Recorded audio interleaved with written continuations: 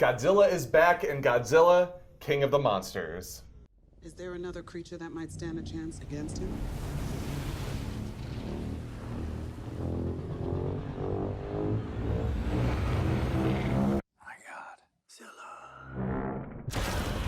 The King of Monsters has returned, Andrew, in inglorious fashion. If you're a fan of the original Godzilla from 2014, you might be a bigger fan of this one because there's much more Godzilla to take a hold of. Also, an interesting storyline here we have involving a machine called an orca and a family who separated and trying to help the orca that...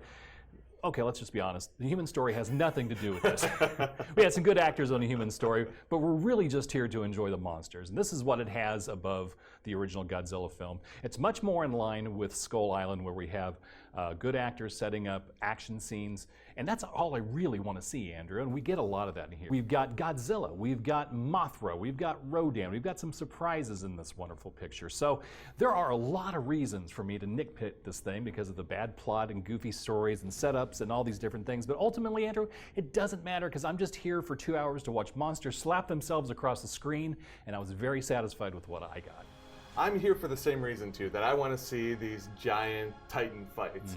My big problem with this is I just wish it was a little bit more streamlined. That this is about 2 hours, 15 minutes long. You could easily cut this down to, I think, a very tight 100 minutes or so. But the reason because of that is there are these human storylines. You have one involving Kyle Chandler, Millie Bobby Brown, and Vera Farmiga, all capable actors, all having to spout this absolutely terrible dialogue that is full of tropes and just all the things that you probably have seen a million times before. But then we get back to those fights and they nail the big moments. Like this is like going to a WWE event or something like that, where you get those huge fights, those big climaxes and everything that I think people are looking for, that they were probably looking for in the 2014 version and didn't get as much of as they probably hoped. Story, I think, helps pace out these things, so these action sequences do affect much better than they do for a lot of films. Again, the story doesn't bother me here at all, and I think it's more interesting than what you see in a Michael Bay film. It's not Transformers, clearly. Right. It's much better that the actors are better, the story is a little better, but the story is pointless, the human side of it. Just like the whole Toho films that we grew up on.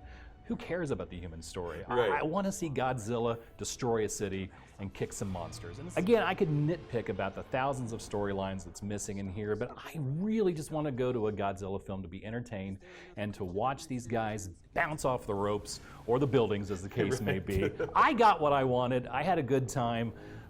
Story be darned, who cares? For me, 4 out of 5 stars. 4 out of 5, 3 out of 5 for me. It's entertaining enough. I just wish it was a little bit shorter. There are, I mean, unlike a movie like Endgame where you don't want to miss a single scene, when the humans are on the screen, you can go in that probably slow-moving snack line or bathroom and come back and you haven't missed anything until Godzilla shows up again. To read my review, check out St. Joe Live every Thursday in the St. Joseph News Press or online at newspressnow.com. You can catch me on Tuesdays at the Friends Front Row Film Series. That's at the East Hills Library Theater every Tuesday night, 6:30. Summer movies all night long. And join us next week as we talk more movies. Until then, we'll be live at the movies. See you later. See you.